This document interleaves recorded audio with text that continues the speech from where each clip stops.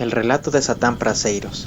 Yo, Satán Praseiros y Usuldarón, escribiré con mi mano izquierda, ya que no me queda otra, el relato de todo lo ocurrido a Tirop-Ompalios y a mí mismo, en el santuario del dios Satugua, lugar abandonado por la devoción humana a los suburbios invadidos por la selva, en las afueras de Colmorión, esa capital desierta desde hace años y que en su día estuviera habitada por los gobernantes de Hiperbórea.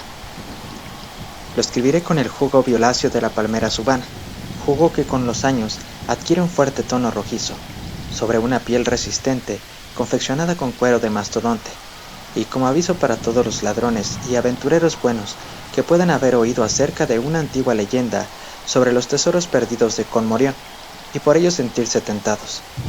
Tirop-Ompalios era mi viejo amigo y fiel compañero de todas las empresas que requerían dedos hábiles y un hábito mental ágil y sagaz, sin caer en la presunción. Puedo decir que juntos, Tirop-Ompalios y yo, realizamos con todo éxito más de un proyecto del que se hubieran retirado ante su fracaso más de un colega de mayor renombre. Me refiero en concreto al robo de las joyas de la reina Cunambria, que se conservaban en una habitación custodiada por 2 reptiles venenosos, y la ruptura de la caja de adamantina en Acromí, en la que se conservaban todos los medallones de una dinastía anterior de reyes hiperbóreos. Es cierto que fue difícil y peligroso deshacerse de los medallones, que vendimos después de enormes sacrificios al capitán de un navío bárbaro procedente de la lejana Lemuria, pero a pesar de todo, conseguir forzar la caja fue de por sí toda una hazaña, ya que tenía que hacerse en un silencio total a causa de la cercanía de una docena de guardias armados con tridentes. Utilizamos un ácido poco conocido y muy poderoso, pero no debo detenerme demasiado tiempo, por grande que sea la tentación de divagar acerca de heroicidades pasadas y gestas audaces o peligrosas. En nuestro trabajo, como en otros, es preciso considerar con frecuencia las vicisitudes de fortuna, ya que la diosa de la suerte no siempre se muestra pródiga con los favores que otorga. A esta razón se debe que Tirop-Ompalios y quien esto escribe nos encontrásemos, en el momento de redactar las presentes líneas, en una condición peculiar un tanto negativa, y que si bien temporal, no dejaba de ser extrema y, por lo tanto, inconveniente y molesta al producirse en el crepúsculo de una época próspera, y que había producido sabrosos beneficios. De un tiempo a esta parte, la gente se había vuelto cada vez más desconfiada en lo tocante a sus joyas y otros objetos de valor, colocando rejas dobles en puertas y ventanas, instalando los últimos modelos en cerrajería y contratando vigilantes más alertas o menos dormilones. En pocas palabras, se habían multiplicado todas las dificultades propias de nuestra profesión. Llegó un momento en que nuestro oficio quedó reducido al hurto de mercancía más voluminosa y menos valiosa que la manejada habitualmente. Incluso ahora, aún me avergüenzo al recordar la noche que estuvieron a punto de pillarnos con un saco de boniatos rojos, y si menciono este hecho, es para demostrar que no me vanaglorio. Una tarde, caminando por un callejón de uno de los barrios más humildes de Usuldarón, nos paramos para hacer un recuento de nuestros recursos inmediatos, y nos dimos cuenta de que entre los dos solo poseíamos 3 pasors exactamente, lo suficiente para comprar una botella grande de vino de Granada o 2 hogazas de pan. Discutimos durante un rato el problema de nuestra compra. El pan, argumentaba Tirop-Ompalios, nutrirá nuestros cuerpos, prestará una fuerza nueva a nuestros miembros agotados y destreza a nuestros dedos destrozados por el trabajo. El vino de Granada, respondí, ennoblecerá nuestros pensamientos, inspirará e iluminará nuestras mentes y quizá nos revele una fórmula que nos permita salir de nuestro atolladero actual. Sin mayores protestas, Tirop-Ompalios cedió ante mi sensato razonamiento y penetramos en una taberna cercana. El vino no era de la mejor calidad en cuanto al sabor, pero nada más podía pedirse de la cantidad y fuerza. Tomamos asiento en el concurrido local y bebimos lentamente, hasta que el fuego del brillante líquido rojo se adueñó de nuestros cerebros. Como por obra de la luz de destellos rosáceos, se iluminaron la oscuridad e inseguridad de nuestro futuro, a la vez que se suavizaban las asperezas de la vida. En ese instante maravilloso, tuve una inspiración. Tirop-Ompalios, dije, ¿existe algún impedimento para que tú y yo, hombres valientes y en ningún momento víctimas de los miedos y supersticiones que asustan a las muchedumbres, nos apropiemos de los tesoros reales de Colmorión? Solo un día de viaje desde esta aburrida ciudad, unas agradables vacaciones en el campo, una mañana o una tarde de investigación arqueológica y quién sabe lo que encontraremos. Hablas con sabiduría y bravura, estimado amigo, respondió Tiro Pompalius. Es cierto, no existe razón alguna para que no repongamos nuestras escasas finanzas a costa de algunos reyes y dioses muertos. Como todo el mundo sabe, Conmorión quedó deshabitada hace muchos siglos a causa de la profecía de la Sibila Blanca de Polarión, quien predijo un destino indescriptible y abominable para todos los mortales que se atreviesen a permanecer dentro del recinto. Añadió que dicha suerte constituiría una pestilencia procedente de los desiertos septentrionales y que llegaría a través de los caminos trazados por las tribus salvajes. En ocasiones, adoptaría una forma de locura. El caso es que nadie, ni rey, ni sacerdote, ni mercader, ni labriego, ni ladrón permaneció en Conmorión para celebrar su llegada, sino que se marcharon en unitaria emigración, con el propósito de fundar la nueva capital, Usuldarum, a una distancia de una jornada de camino. Tan numerosos como extraños eran los relatos que corrían acerca de horrores y terrores jamás imaginados, que invadieron para siempre los mausoleos, santuarios y palacios de Conmorión. Tan gloriosa ciudad permanece aún en pie, prolija en mármoles y magnífica en sus granitos, coronada de agujas, cúpulas y obeliscos que se mezclan con los poderosos árboles de la cercana jungla, incapaces todavía de superarlos en altura, pero abundantes en el fértil valle interior de Hiperbórea. Cuentan las gentes que en las ocultas bóvedas se encuentra el rico tesoro, completo y sin expoliar, que perteneciera a los antiguos monarcas, que en las tumbas grandiosas permanecen enterrados junto a las momias valiosas gemas y abundante electrón, y por último, que aún subsisten los copones y ajuares religiosos de oro, y que los ídolos lucen todavía piedras preciosas en sus orejas, bocas, narices y ombligos. Creo que deberíamos habernos puesto en camino aquella misma noche, de habernos animado e inspirado otra botella de vino de Granada. En definitiva, decidimos iniciar nuestro viaje al amanecer. El hecho de no disponer de fondos para nuestro viaje carecía de importancia, ya que a menos que nos fallase nuestra habilidad anterior, podríamos reunir el producto de un tributo involuntario a costa de los incautos campesinos. Mientras, nos retiramos a nuestros aposentos, donde nos recibió el casero con un saludo poco amistoso, junto con una petición de dinero. Pero la dorada promesa del mañana nos armó de valor para afrontar cualquier molestia trivial, y empujamos a un lado al incisivo individuo, dejándole sorprendido, si bien no aplacado. Dormimos hasta muy tarde, y cuando el sol brillaba alto desde el azul del cielo, abandonamos la puerta de Usuldarum y nos dirigimos hacia la ruta del norte que nos conduciría a Conmorión. Nos desayunamos abundantemente con dorados melones y un faisán robado que guisamos en el bosque, para después reemprender nuestro camino.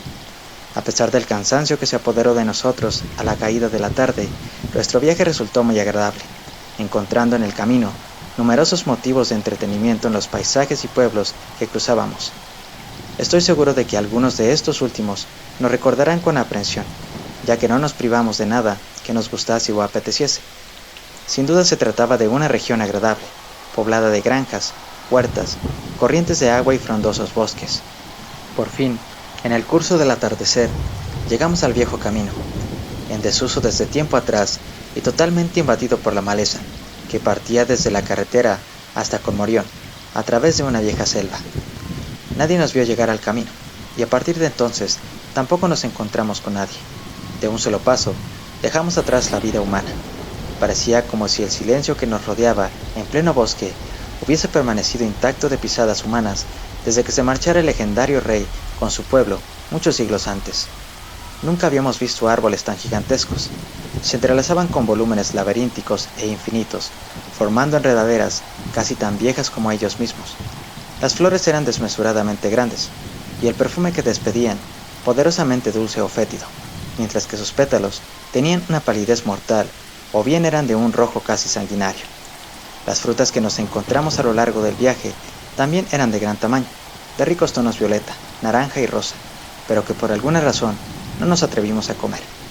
A medida que avanzábamos, se espesaba el bosque y los caminos, aunque pavimentados con bloques de granito, se hacían cada vez más y más impracticables, ya que los árboles habían echado raíces en los resquicios, separando a veces los bloques pétreos. A pesar de que el sol no tocaba aún el horizonte, se intensificaron las sombras que se proyectaban sobre nosotros desde los árboles gigantescos, y nos vimos obligados a movernos en una penumbra crepuscular verde oscura, y en una atmósfera opresora por la exuberante vegetación y la putrefacción de las hojas caídas.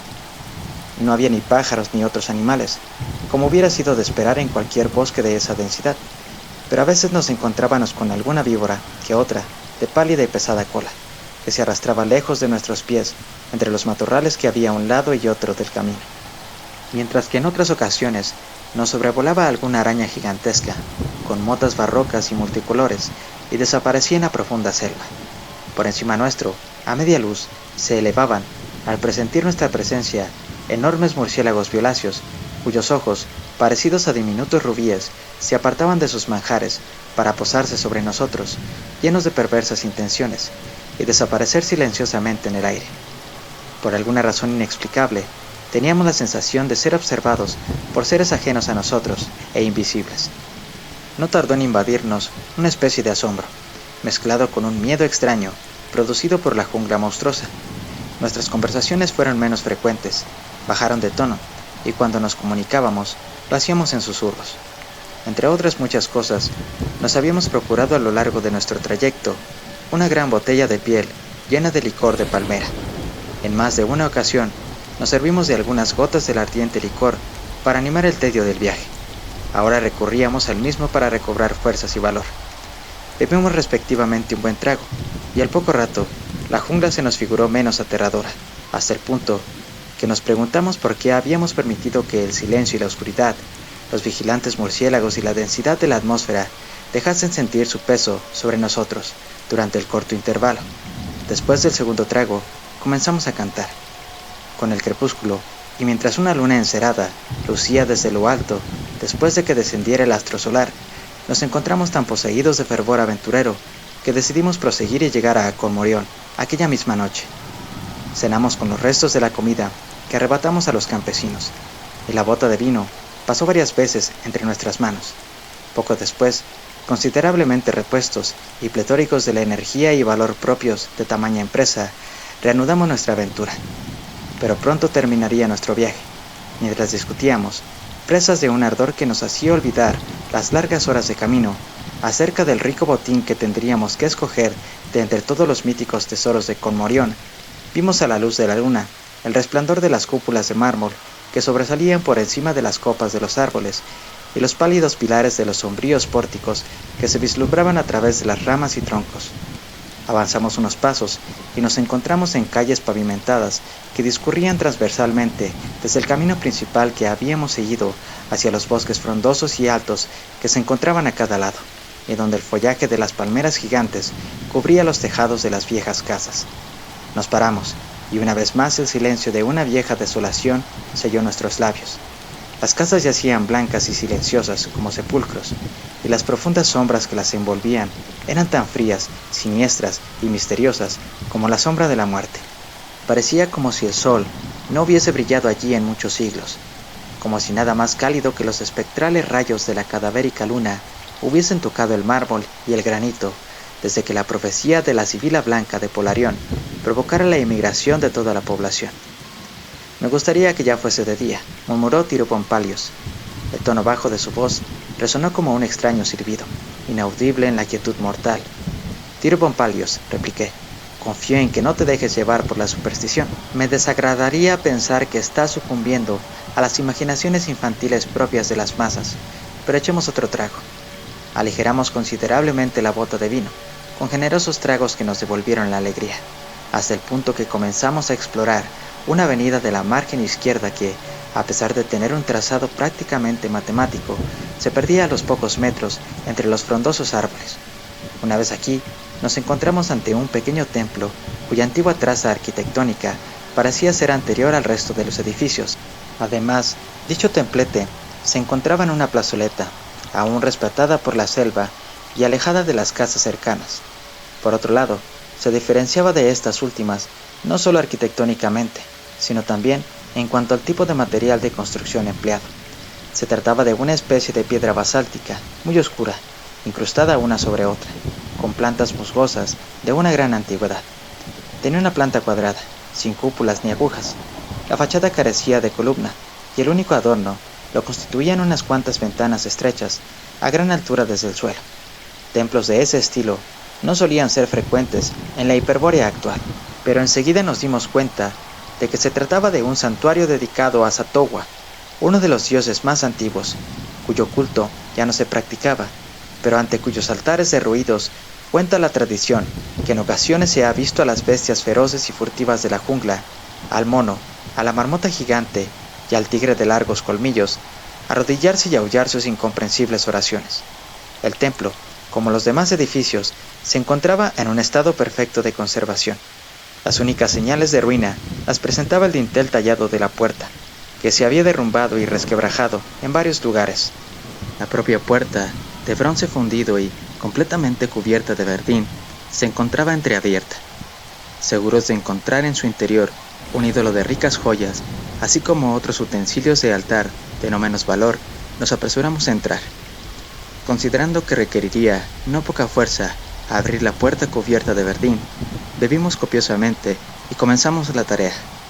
Como era de suponer, los goznes estaban enroñados, y solo después de empujones poderosos comenzó por fin a moverse la puerta. Al reanudar nuestros esfuerzos, se abrió despacio hacia adentro, rechinando hasta producir un chirriar casi gutural, dando la sensación de que eran producidos por algún ser infrahumano. Ante nosotros quedó el oscuro interior del templo, de donde salía un olor de humedad vieja, combinada con un extraño y desconocido hedor. Pero con la excitación del momento, no prestamos la debida atención a este hecho. Con mi acostumbrada previsión, me había procurado poco antes un trozo de madera resinosa, pensando que nos podría servir de antorcha para cualquier exploración nocturna por Conmorión. Encendí la improvisada antorcha y penetramos en el santuario. El suelo estaba pavimentado con inmensas losas de piedra octogonales, del mismo material que las paredes. Se hallaba prácticamente vacío, a excepción de la imagen del dios entronizado, que se encontraba en la pared del fondo, y una curiosa pila de bronce en un trípode que estaba en medio del recinto. Con una rápida mirada hacia la pila, seguimos hacia el fondo, e iluminé con la antorcha el rostro del ídolo. Nunca había visto una imagen de Satowa, pero no tuve dificultad en reconocerle después de las descripciones que anteriormente escuchara. Tenía un aspecto chaparro, de panza abultada y redonda, y su cara se parecía más a la de un sapo monstruoso que a la de una deidad. Todo su cuerpo estaba cubierto por una imitación de pelaje corto, dando la sensación de una mezcla de murciélago y de marmota. Sus somnolientos párpados caían semicerrados sobre sus ojos globulares, mientras de sus gruesos labios salía la punta de una extraña lengua.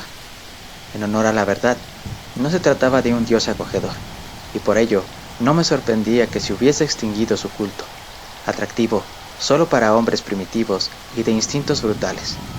Tirub y yo comenzamos a jurar simultáneamente sobre los nombres de divinidades más urbanas y civilizadas, cuando de repente nos dimos cuenta de que no había a la vista ni la más corriente de las piedras semipreciosas, ni encima ni dentro de ninguno de los miembros de la horripilante imagen. Con una tosquedad sin parangón, también los ojos habían sido tallados en la misma piedra opaca, y la boca, nariz, oídos y demás orificios carecían de adornos.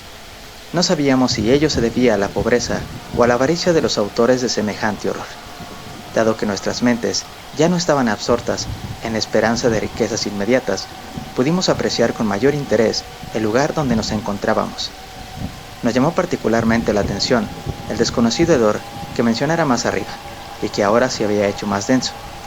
Advertimos que emanaba de la pila de bronce, a donde nos dirigimos creyendo que nuestro examen resultaría beneficioso e incluso agradable.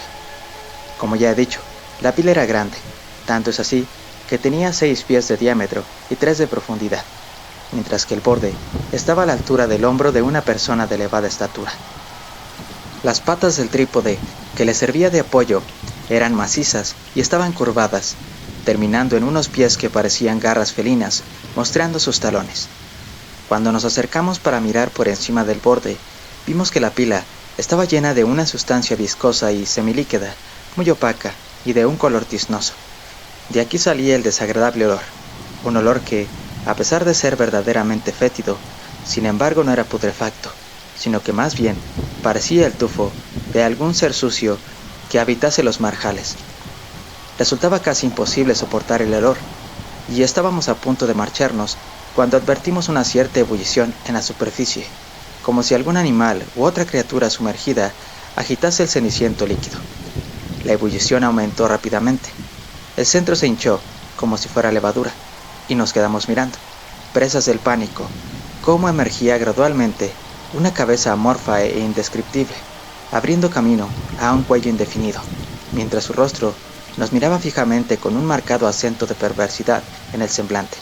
Acto seguido, surgieron pulgada a pulgada 2 brazos, si es que se les podía llamar así, hasta que nos dimos cuenta de que no se trataba de una criatura sumergida en el líquido, como pensábamos, sino que el propio líquido había dado forma a la horrible cabeza y cuello, así como a los brazos que se estiraban hacia nosotros con tentáculos en vez de garras humanos. Un miedo que no habíamos experimentado hasta entonces, ni en sueños, ni nuestras salidas nocturnas más peligrosas, nos privó del habla, si bien no nos impidió actuar.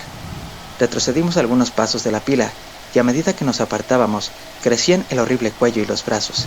Entonces, comenzó a levantarse toda la masa del negro fluido, y con una rapidez superior a la del jugo de subana en mi pluma, cuando escribo, se desparramó por el borde de la pila, como un torrente negro, que a medida que llegaba al suelo, adquiría una forma ondulante, que a su vez se desarrollaba inmediatamente en más de una docena de patas cortas. Qué indescriptible horror de vida protoplásmica, qué derramamiento espantoso de viscosidad primitiva se interponía ante nosotros. Pero no nos paramos para considerar el hecho y sacar conclusiones. La monstruosidad era demasiado horrorosa como para dedicarle ni siquiera una mirada de más. Por otro lado, sus intenciones eran claramente hostiles, evidenciando inclinaciones antropofágicas, dado que se deslizaba hacia nosotros con una rapidez increíble, a la vez que abría una boca desdentada de una capacidad asombrosa.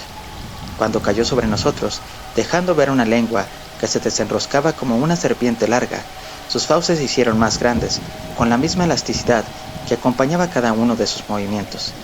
Advertimos que nuestra huida de las garras de Satogua se hacía imperativa, y dando la espalda a todas las abominaciones del santuario, cruzamos el umbral de un solo salto, y corrimos a la luz de la luna por los suburbios de Comorión. Doblamos todas las esquinas posibles, retrocedimos sobre nuestros pasos detrás de los palacios de nobles perdidos en el olvido, de los almacenes de comerciantes pretéritos, escogiendo preferentemente los lugares donde los intrusos árboles de la jungla aparecían más altos y espesos. Por último, cuando llegamos a un camino secundario, desde donde ya no se veían las casas, nos atrevimos a pararnos y mirar hacia atrás. Nuestros exhaustos pulmones parecían a punto de estallar después del esfuerzo heroico que acabábamos de realizar, mientras que las numerosas fatigas del día comenzaban a dejarse sentir. Pero cuando vimos a nuestros talones al monstruo negro, que nos perseguía con una facilidad serpenteante y ondulante, cual torrente que se desliza por una pendiente, se reanimaron milagrosamente nuestras piernas aladas, y desaparecimos de la traidora luz, lanzándonos en la intrincada jungla, con la esperanza de poder eludir a nuestro perseguidor en el laberinto de matorrales, parras y hojas gigantes. Tropezamos con raíces y troncos caídos, nos desgarramos los vestidos y laceramos nuestra piel con las ramas. Chocamos en la oscuridad contra troncos enormes y pimpollos que se doblaban hacia nosotros, y oímos el silbido de las culebras enroscadas en los árboles, desde donde nos escupían su veneno, así como los aullidos y gruñidos de animales invisibles a medida que les pisábamos en nuestra precipitada huida. Pero ya no nos atrevíamos a pararnos para mirar atrás. Debíamos continuar nuestra indefinida peregrinación durante horas y horas. La luna, que hasta entonces nos había iluminado pálidamente a través del espeso follaje, descendió cada vez más entre las frondosas palmeras gigantes y las espesas enredaderas, pero cuando por fin se hundió, sus últimos rayos los impidieron caer en una marisma ruidosa con montículos y almohadillas de rica hierba, viéndonos obligados a correr peligrosamente bordeándolos, sin poder pararnos a descansar, o por lo menos a mirar dónde poníamos el pie, ya que nuestro maldito perseguidor estaba casi en nuestros talones. Una vez que la luna desapareció por completo, nuestra huida se hizo más arriesgada y alocada. Era un verdadero delirio de terror, cansancio, confusión, y desesperadamente difícil entre tantos obstáculos, cuya naturaleza Ni siquiera nos paramos a considerar, en medio de una noche que se aferraba a nosotros, adhiriéndose como una carga de maldad, o como las telarañas de una araña monstruosa. Parecía como si la criatura que nos perseguía nos hubiera podido alcanzar en cualquier momento, gracias a sus facultades anormales. Pero todo parecía indicar que deseaba prolongar la caza, y así, en medio de horrores que nunca concluían, seguía avanzando la noche, pero nunca nos atrevimos a pararnos y mirar hacia atrás. Lejano y tenue, comenzó a aparecer un crepúsculo titubeante entre los árboles, un preludio de la tragedia oculta. Completamente agotados y ansiosos de cualquier reposo y seguridad, aunque fuese en la tumba misma, corrimos hacia la luz y salimos de la jungla para encontrarnos en una calle pavimentada que corría entre edificios de mármol y granito. Bajo el peso de nuestro cansancio, advertimos, en medio de nuestro atontamiento, que habíamos estado dando vueltas alrededor de los suburbios de Conmorión.